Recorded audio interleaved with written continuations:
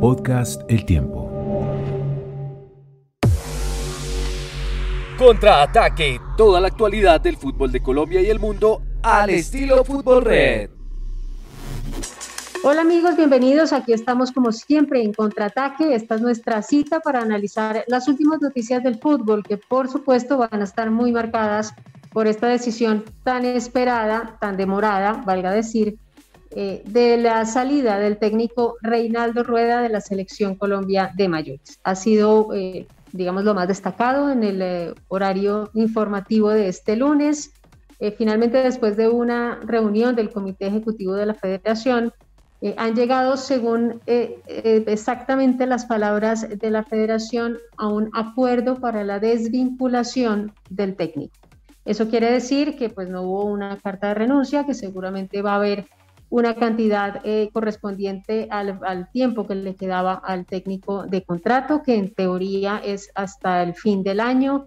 Algunas versiones decían que solo por el hecho de no haber clasificado al Mundial, eso ya era terminación de contrato en sí mismo. La verdad es que sería raro que se hubiera pactado una cosa así. No se usa un resultado puntual a la hora de la redacción de un contrato, así que sería extraño que hubiera pasado, pero puede pasar. La realidad es que en los contratos pues cada día se hacen con términos más específicos, pero este no sería el caso, ateniéndonos a eso que explica la Federación Nacional, que hay un acuerdo para la desvinculación. Entonces, de esta forma va a terminar un ciclo del técnico Rueda, pues que no ha sido ni cercano a lo que se pensó, no solamente por la eliminación del Mundial de Qatar, sino también por la forma como el equipo terminó, con esa crisis de confianza. El técnico usó 45 jugadores y de esos, la verdad es que quedan pocos, casi todos venían del proceso anterior, así que pues hallazgos puntuales no se presentaron,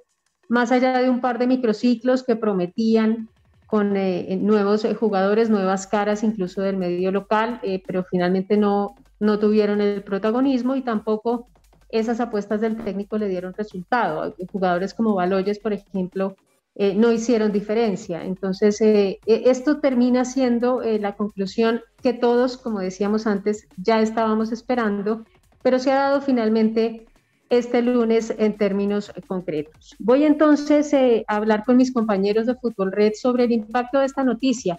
Voy a empezar a preguntarle a doña Vanessa Díaz, ¿qué cree que es lo más valioso que ha quedado de este ciclo de 14 meses de Reinaldo Rueda frente a la Selección Colombia, si es que ha quedado algo para rescatar? Hola Jenny, un saludo para usted, para Daniel, para Julián, que nos ayuda en la parte técnica y para todos los oyentes. Bueno, yo también creería que no todo fue tan malo, o sea, sí, obviamente uno ve los números, los resultados, lo que pasó con la eliminatoria, el hecho de no ir al Mundial, uno habla de un fracaso, pero sí hay cosas por destacar y yo valoro, por ejemplo, el hecho de haber encontrado, por ejemplo, un jugador como Cuesta, que de pronto antes no fue visible para otros entrenadores, pero para Reinaldo Rueda sí, y se tomó confianza en una posición que es tan difícil y más teniendo en cuenta que Cuesta es un jugador tan joven que nos puede ayudar mucho pensando ya en el próximo Mundial. Entonces yo, por ejemplo, ese tipo de cosas, por ahí también el llamado de James, a pesar de que hubo al principio un conflicto entre ambos, al final valoro porque el tema de James, la selección mejoró un poco con el regreso de James, el regreso a la convocatoria también de Juan Fernando Quintero. Entonces son aspectos que yo sí veo que hay que valorarle a Reinaldo Rueda. Bueno, sí, es verdad que hay unas caras que no son de decepción después de un golpe tan duro, tan difícil como la eliminación en los términos en los que se dio, porque decíamos en este mismo espacio, como bien rescata Vanessa, que la gran dificultad es saber que se tienen talentos, saber que difícilmente alguna selección fue infinitamente superior a la colombiana, que en todo caso había una fortaleza defensiva que tiene el mérito de haber llevado al equipo hasta el final, hasta la última jornada, con opciones matemáticas de clasificación, pese a que se pasaron 7 partidos sin hacer un solo gol. Digamos que eso también tiene un valor. En su caso, don Daniel Chalela, ¿qué rescata usted? ¿Qué opina? Hola Jenny, hola Vanessa, hola Julián y a todos los que nos oyen. Yo creo que para hablar sobre si estuvo, si fue, o sea, obviamente uno hablaría de un fracaso, ¿no? Porque en el contrato de hecho decía que iba a estar hasta que se culminara pues la eliminatoria y su continuidad iba a valer de si nos llevaba al Mundial o no. Entonces yo la verdad creo que por ese lado sí podemos hablar de un fracaso, pero viendo también los resultados desde que tomó el equipo, desde que tomó la selección Colombia, Reinaldo Rueda, no perdimos, tuvimos una seguidilla de empates, tuvimos una seguidilla también de empates y un invicto. Nos devolvió la ilusión, yo creo que a muchos, en mi opinión, por la Copa América tan buena que hizo, quedando en el tercer lugar. Después sí hubo ese desliz en los partidos en los que no pudimos meter gol, que eso creo que fue la emergencia más grande que tuvo la selección. Y pues por eso es que se entiende también el llamado de tantos jugadores en la parte ofensiva, pero siempre me quedo con lo mismo. No se saben poner a los jugadores en el campo de juego. Un 9 tiene que estar jugando como referencia de ataque en la zona ofensiva, ¿no? No como un extremo o un Alfredo Morelos, por ejemplo, que nunca tuvo esas cualidades como extremo y le reinventaron la posición en la selección Colombia, tanto Queiroz como Reinaldo Rueda. Entonces, se puede hablar de fracaso por ese lado de que no nos llegó al Mundial, pero la verdad, viendo los números y las estadísticas, es más, nos metieron menos goles que a Perú, nos metieron menos goles que a Uruguay, perdimos menos partidos que Uruguay, perdimos menos partidos que Perú, que son selecciones clasificadas, pues Perú era repechaje.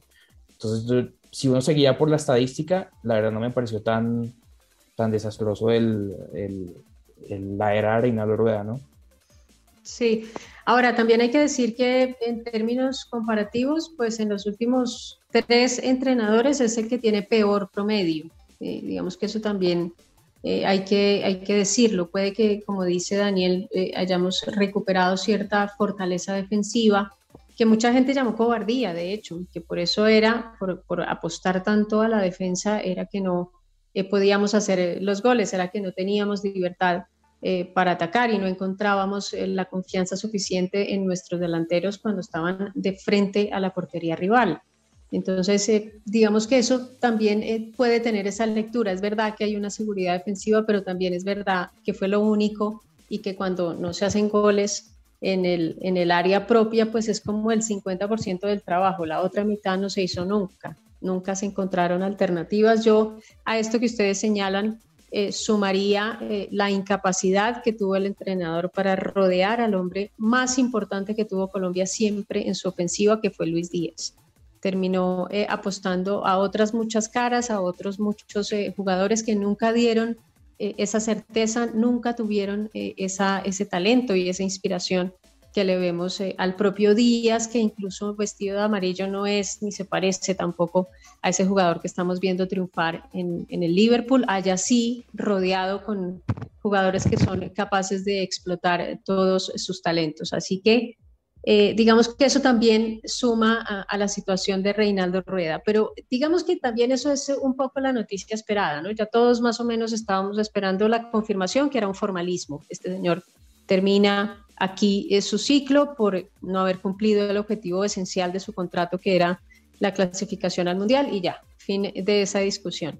Pero ahora se abre una que me parece aún más preocupante y es cuál es el reemplazo del técnico Rueda. Él seguramente se vaya a ubicar pronto en otro equipo, se habla de Atlético Nacional, se habla también de otras selecciones, hay más alternativas para él, pero en el caso de la selección Colombia hay muchas más preguntas que respuestas. Precisamente por eso hemos querido vincular en esta conversación a varios de nuestros colegas para preguntarles cuál debe ser el perfil del nuevo entrenador, ya terminado lo de Rueda y ya hechos los balances.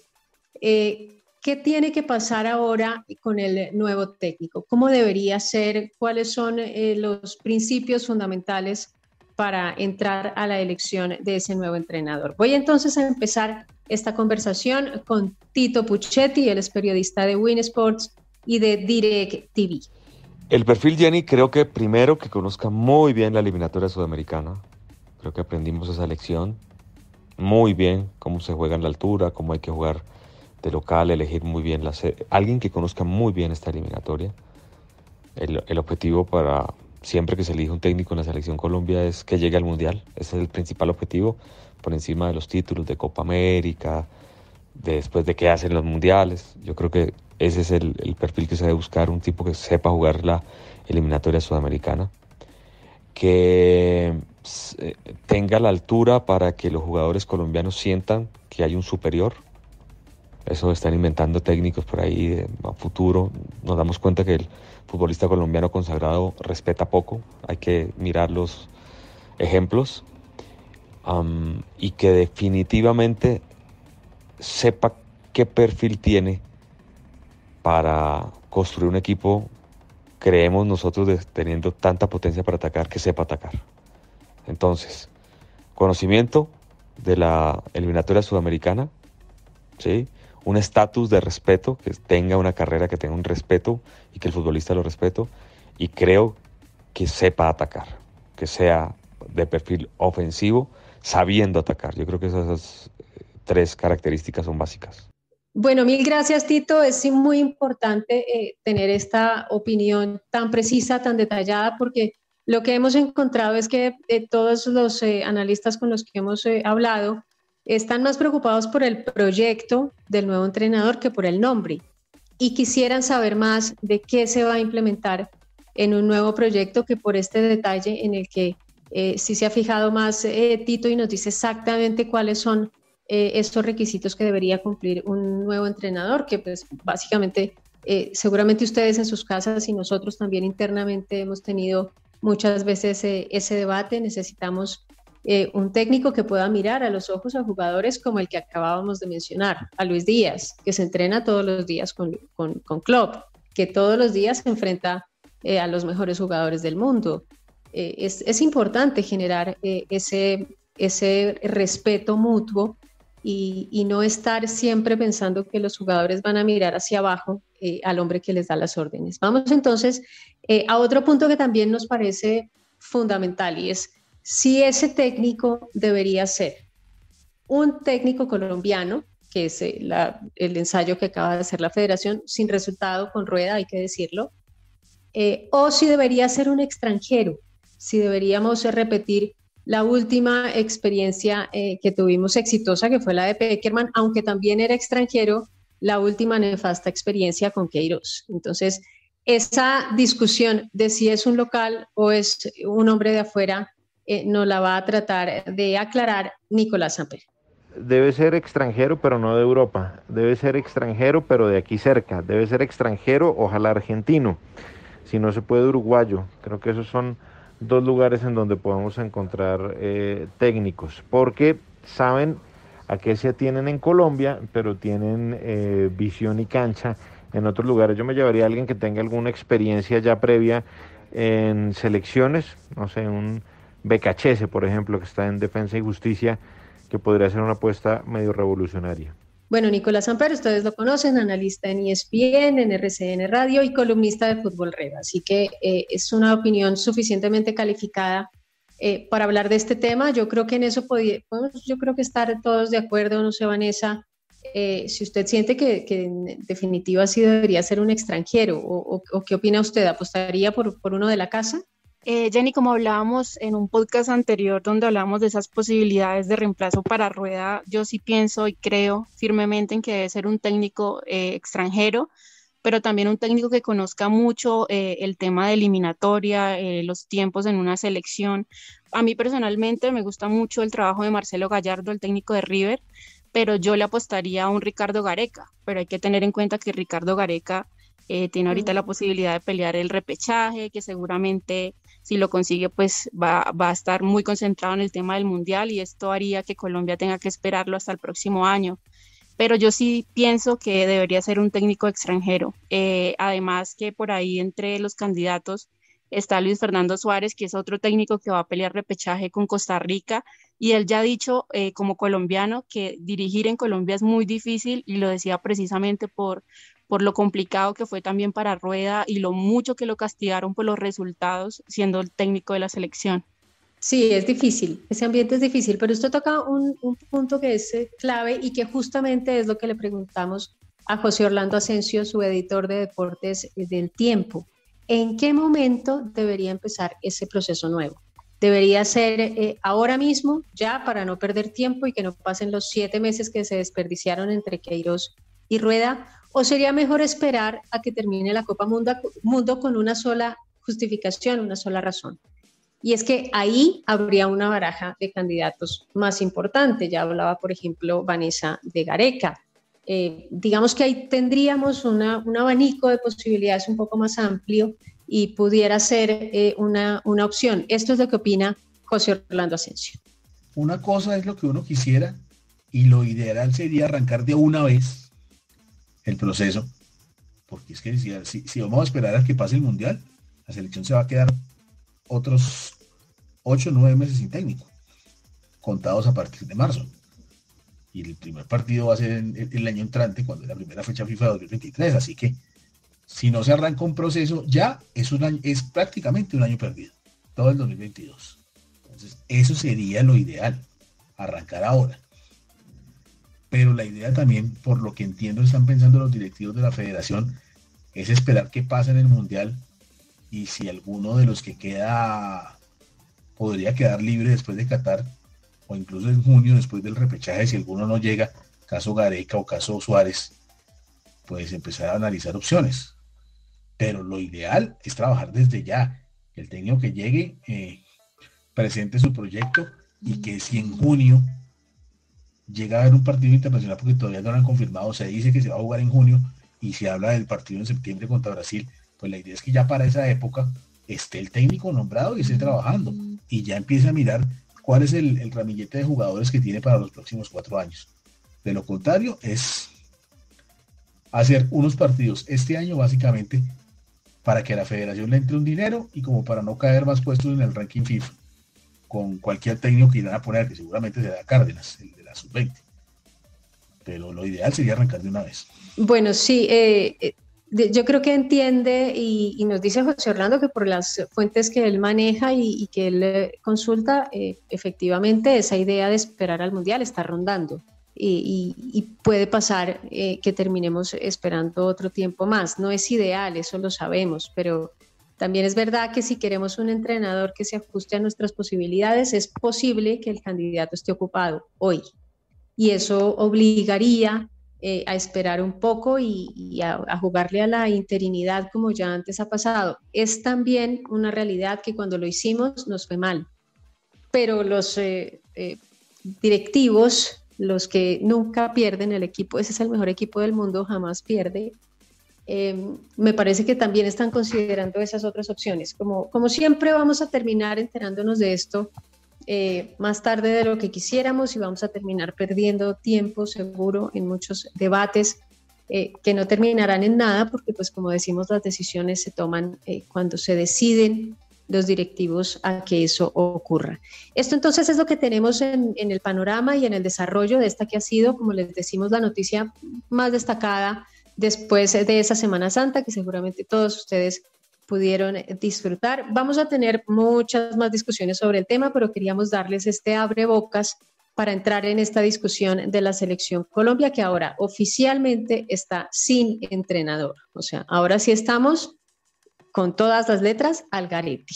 Ahora sí no tenemos norte, no tenemos jugadores, incluso los propios veteranos que ya tienen más de 30 han estado diciendo en sus redes sociales, como el caso de James, que no saben ni siquiera si los van a volver a llamar o no. Inclusive Cuadrado también decíamos y registrábamos en nuestro portal también ese mensaje que fue mucho más de despedida que otra cosa cuando se confirma la eliminación y dice que él sabía que esta era su última oportunidad. En fin, muchos ya han ido sin que nadie los despida tratando de irse, pero como empezamos esta charla, ahora mismo tenemos más preguntas que respuestas sobre el futuro de la selección nacional. Vamos a seguir informando sobre este tema porque vamos a pasar también a otro asunto de la máxima importancia para este espacio y para nuestro portal, que es la actualidad de la Liga Betplay. Tuvimos en estos días santos, además del registro triste, no nos vamos a cansar de decirlo, una pérdida enorme para el fútbol colombiano, ese accidente fatal que acabó con la vida de Freddy Rincón, estuvimos todos seguro muy pendientes, muy al tanto, muy unidos de corazón a todos los homenajes que se hicieron al ídolo en distintos escenarios del país, en distintos estadios.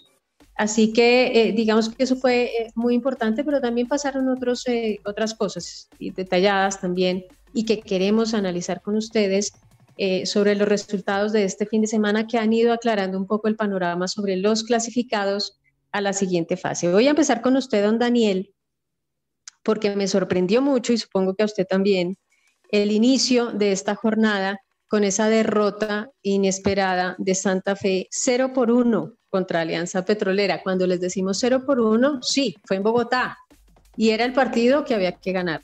¿Qué es lo que pasó con Santa Fe, Daniel? Sí, ese fue el partido que abrió la fecha 16. Un mal partido, o sea, uno se pone a ver el partido y la verdad, Santa Fe, pese al resultado, esa fue mi manera de verlo, por lo menos fue superior que Alianza. Tuvo 2 tiros en el palo. Alianza tuvo el gol y a partir del gol no volvió a atacar. Jugó inteligente, obviamente, con las infracciones que hizo Santa Fe y además con las expulsiones que tuvo. Hay que recordar que Alianza también tuvo 2 expulsados, el primero que fue Leonardo Saldaña y Carlos Pérez, que también, así como en Santa Fe, fue el que entró para retomar la posición de Leonardo Saldaña en el segundo tiempo. Entonces la verdad que sí es preocupante, y más preocupante pues el tema de las expulsiones en Santa Fe. Ya es la 7ª expulsión en esta temporada. Una de ellas fue en Copa Betplay, pero hay que repasar las expulsiones que fueron.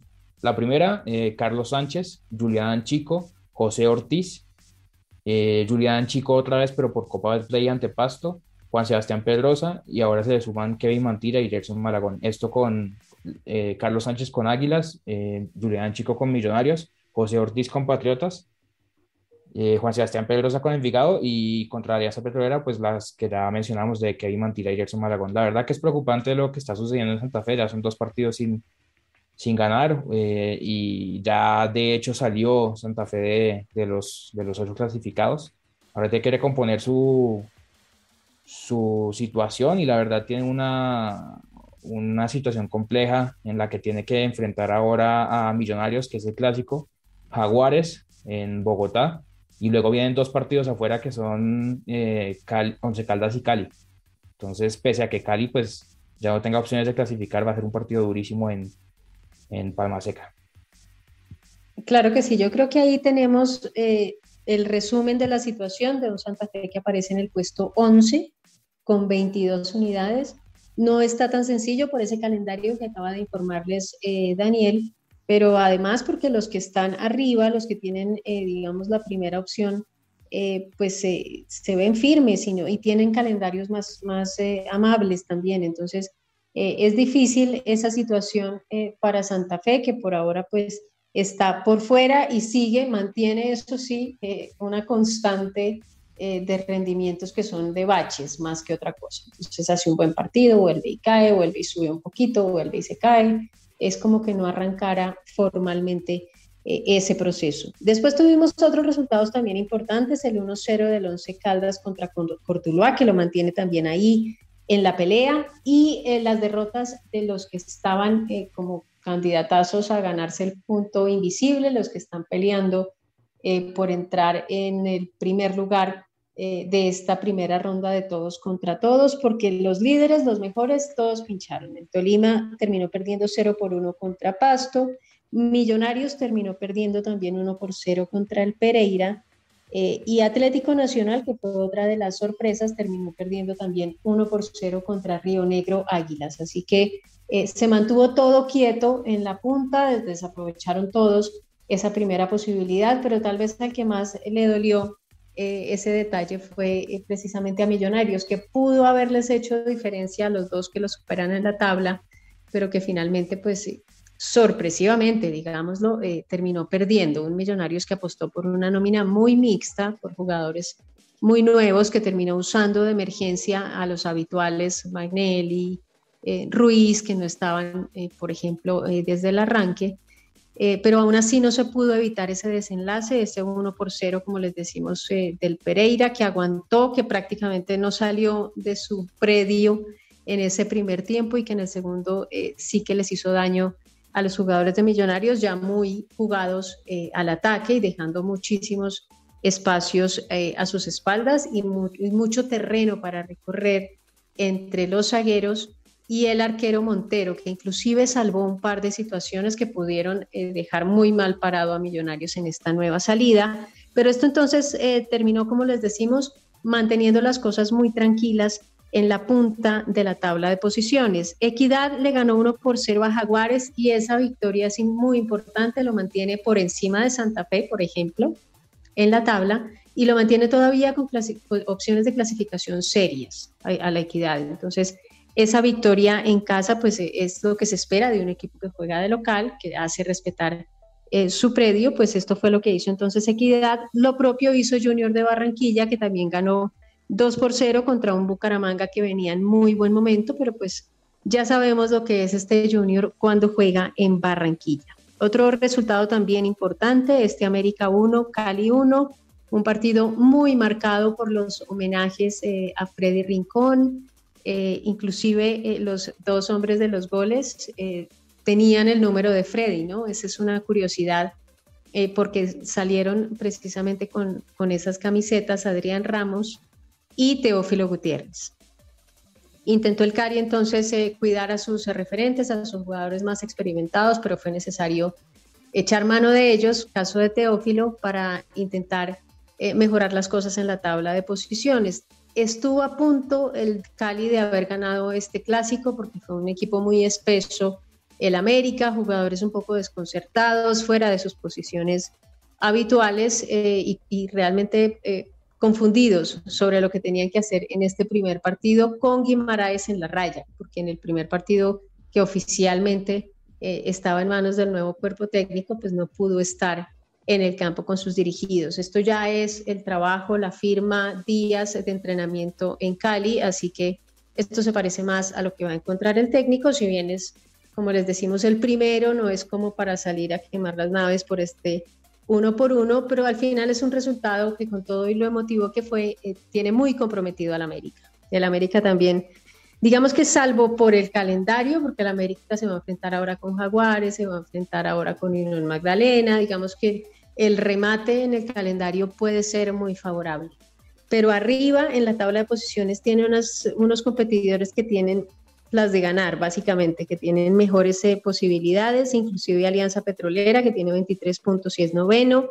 Ya decíamos de la Equidad, que tiene 22, y en cambio Santa Fe, incluso con esos 22 que tiene, también está por encima del América. Hasta Jaguares, uno de sus rivales, está. El Pereira, con estos últimos 3 puntos, se ha metido también y lo supera en la tabla de posiciones, porque es que América está en el puesto 14. Es difícil esa remontada, pero hemos visto resultados sorpresivos en esta liga. Vamos entonces con la agenda de los partidos que nos va a esperar esta semana, que seguramente va a estar muy pasada por agua, y en eso nos va a ayudar para tener un panorama más claro doña Vanessa Díaz. Bueno, Jenny, no vamos a tener acción ni en Copa Libertadores, ni Sudamericana, ni Champions, ni Europa League, pero vamos a tener colombianos obviamente compartidos por ligas, porque muchas ligas se ponen al día y van a haber obviamente partidos importantes como el de Luis Díaz. Este martes, 19 de abril, tendremos acción con los colombianos. Esperemos a ver si James Rodríguez tendrá acción con Al Rayyan.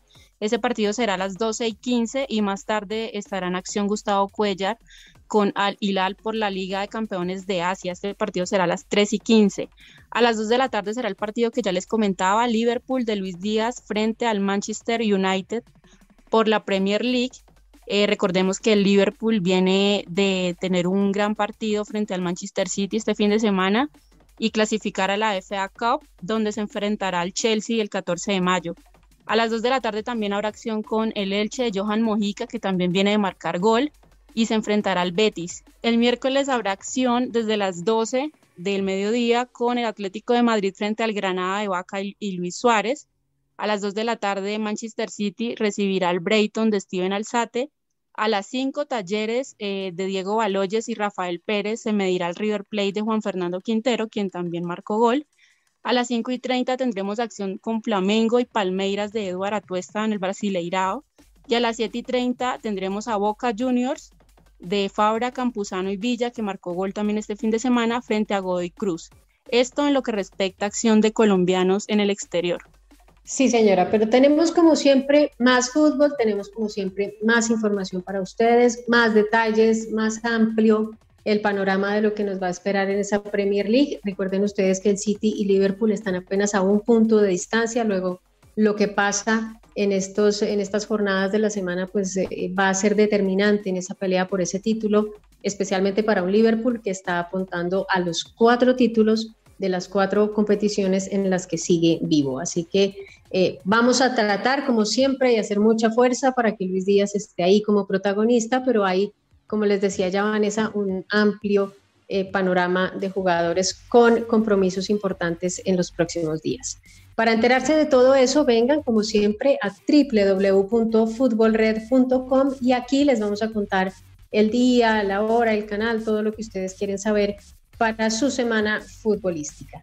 A ustedes, mis compañeros, muchísimas gracias como siempre por todo el aporte que hacen a esta conversación. A Julián también mil gracias por estar con nosotros en la parte técnica y a ustedes que están ahí del otro lado y nos dedican tanto tiempo, de verdad no tenemos cómo pagarles. Mil gracias por estar ahí.